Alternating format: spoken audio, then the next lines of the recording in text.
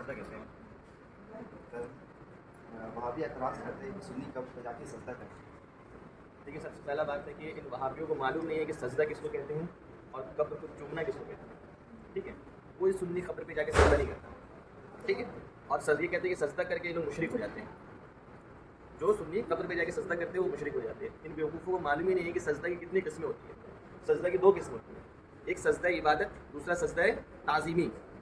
سجدہ عبادت صرف اللہ رب العالمین کے لیے ہے. اگر کوئی سجدہ عبادت کسی بھی غیر اللہ کے لیے کرتا ہے تو وہ بندہ مشرک ہو جاتا ہے, اسلام سے خارج ہو جاتا ہے. دوسرا ہوتا ہے سجدہ تعظیمی. تعظیمی سجدہ اگر انسان کسی کے لیے کرتا ہے, کسی غیر اللہ کے لیے, تو وہ بندہ جو ہے حرام کا مرتکب ہوتا ہے, مشرک و کافر نہیں ہوتا, حرام کا گناہ گار ہوتا ہے. کیوں؟ کیونکہ سجدہ تعظیمی جو ہے حضور کی امت سے پہلے کی امتیوں کے لیے جائز تھی. جیسے حضرت آدم علیہ السلام کا پتلا بنایا گیا تو اللہ رب العالمین نے جو ہے تمام فرشتوں کو حکم دیا کہ آدم کو سجدہ کرو. تو وہ سجدہ عبادت نہیں تھا, سجدہ تعظیمی تھی. تمام فرشتوں نے سجدہ کیا سوائے ابلیس کے. صرف ابلیس نے نہیں کیا تو اس کو لعنت کا پاک بنا کے, مردود بنا کے اللہ کی بارگاہ سے نکال دیا گیا. ٹھیک ہے, سورہ یوسف پڑھیے گا. حضرت یعقوب علیہ السلام جو خود نبی ہیں, وہ اپنے تمام بیٹوں کے ساتھ حضرت یوسف علیہ السلام جو حضرت یوسف کے نبی ہیں ان کو سجدہ کرتے ہیں.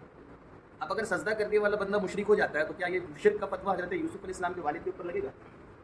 کیا حضرت یوسف علیہ السلام اپنا سجدہ ہونے دیے؟ یہ شرک کا فتویٰ ان کے اوپر لگے گا؟ نہیں لگے گا. کیوں؟ کیونکہ حضرت یعقوب علیہ السلام جو ہے وہ اپنے بیٹے حضرت یوسف کو سجدہ تعظیمی کیے تھے, اور سجدہ تعظیمی اس سے پہلے کی امت کے لیے جائز تھا. لیکن اس امت میں اللہ کے رسول صلی اللہ علیہ وسلم نے سجدہ تعظیمی سے بھی منع فرما دیا. اب کیا ہے, سجدہ تعظیمی کسی بھی غیر اللہ کے لیے کرنا, چاہے وہ نبی ہو یا پھر ولی ہو یا بادشاہ ہو یا پھر کوئی بھی ہو, ان کے لیے سجدہ تعظیمی کرنا کیا ہے, حرام ہے. اب اگر کوئی شخص لا علمی پہ, اپنے علم کی کمی کے بنا پر, اپنی جہالت کی بنا پر اگر جا کر وہ مزارات کو سجدہ تعظیمی کرتا بھی ہے, ایسے تو کوئی سنی نہیں کرتا ہے, اگر کرتا بھی ہے تو وہ مشرک نہیں ہوگا, وہ حرام کا مرتکب ہوگا. اسلام میں چوری کرنا حرام ہے, ٹھیک ہے, سخت گناہ ہے. زناکاری کرنا سخت گناہ ہے.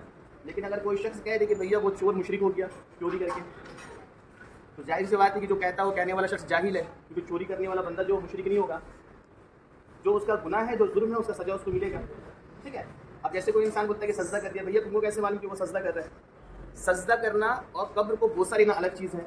کوئی بھی سنی اگر جاتا ہے تو قبر کو بوسہ لیتا ہے. اعلیٰ حضرت علیہ الرحمہ اس کے بارے میں فرماتے ہیں کہ پہلے تو مزارات اولیاء کی حاضری کی تعظیم کے لیے اعلیٰ حضرت فرماتے ہیں کہ قبر شریف سے 4 ہاتھ دور کھڑا رہنا ہے, ادبن تعظیمن. آپ کو کیا کرنا ہے, قبر سے 4 ہاتھ دور کھڑا رہنا ہے, اور پھر آپ کو فاتحہ پڑھنا ہے, اور ان کے لیے ان کے وسیلے سے دعا کرنا ہے. یا پھر آپ ان سے بھی بول سکتے ہیں, کیونکہ ہم اہل سنت کا عقیدہ ہے کہ الانبیاء و اولیاء کے وسیلے سے بھی دعا مانگنا جائز ہے, اور ان سے بھی فریاد کر سکتے ہیں. ٹھیک ہے, تو انشاءاللہ آپ کو بتائیں گے. ابھی معاملہ چل رہا ہے کہ تعظیمی سجدہ کا اور چومنے کا. تو ہمارا طریقہ اعلیٰ کو کیا بتائیں کہ آپ کو 4 ہاتھ دور کھڑا ہونا ہے ادب کے لیے, لیکن چومنا جو ہے وہ ناجائز یا حرام اعلیٰ نہیں لکھے ہیں, چومنا جائز ہے اہل سنت. اب چومنے کی دلیل کیا ہے؟ اگر یہ کہیں گے نہیں قبر کو چوم لیے تو سجدہ ہو گیا, تو مسند احمد بن حنبل کی حدیث شریف ہے. کیا ہے؟ مسند احمد بن حنبل کی حدیث شریف ہے. مروان جو مدینہ گورنر تھا اس وقت کا وہابی حدیث, وہ مروان جو ہے دیکھتا ہے کہ ایک شخص جو ہے روضہ رسول پہ کھڑا ہو کے کیا کر رہے ہیں, روضہ رسول پہ لپٹ کے چوم رہے ہیں, اپنا چہرہ کو رسول پاک صلی اللہ علیہ وسلم کے روضہ مبارک میں رکھے ہوئے ہیں, رگڑ رہے ہیں. مروان آتا ہے, ٹھوکر مارتا ہے. کیا کہتا ہے مروان؟ آ کے ٹھوکر مارتا ہے, کہتا ہے کہ اے شخص تو کیا کر رہا ہے؟ یعنی گویا مروان کے حساب سے بھی اس وقت شرک ہو رہا تھا معاذ اللہ. تو جب وہ شخص چہرہ اٹھاتے ہیں تو وہ شخص کون ہوتے ہیں؟ مہمان رسول حضرت ابو ایوب انصاری رضی اللہ تعالیٰ, جلیل القدر صحابی ہے. جب حضور پاک صلی اللہ علیہ وسلم ہجرت کر کے مدینہ شریف گئے تھے تو حضور کی الٹی جو ہے حضرت ابو ایوب انصاری کے گھر میں رکی, اور آپ وہاں پہلی بار تشریف رکھے تھے. ٹھیک ہے, تو وہ حضرت ابو ایوب انصاری رضی اللہ تعالیٰ عنہ حضور کے روضے مبارک سے لپٹے ہوئے, حضور کے روضے مبارک پہ اپنا چہرہ اپنا لب رکھے ہوئے ہیں. تو کیا حضرت ابو ایوب انصاری سجدہ کر رہے تھے؟ معذ اللہ چوم رہے تھے. اب مسند احمد بن حنبل کی حدیث ہے. پھر ایک حدیث شریف حضرت بلال رضی اللہ تعالیٰ عنہ سے, جب حضور کے بعد وصال حضرت بلال مدینہ چھوڑ کر چلے گئے تھے حضور کی جدائی میں, پھر وہ کافی عرصے کے بعد جب خواب دیکھتے حضور فرماتے اے بلال کیا اب ملنے کا وقت نہیں آیا؟ تو وہ روتے دوڑتے حضور کے روضے مبارک میں آتے ہیں اور حضور کے روضے سے لپٹ جاتے ہیں. تو کیا یہ سب شرک ہو رہا ہے؟ تو قبر مبارک کو چومنا جو ہے یہ صحابہ اکرام کی سنت ہے.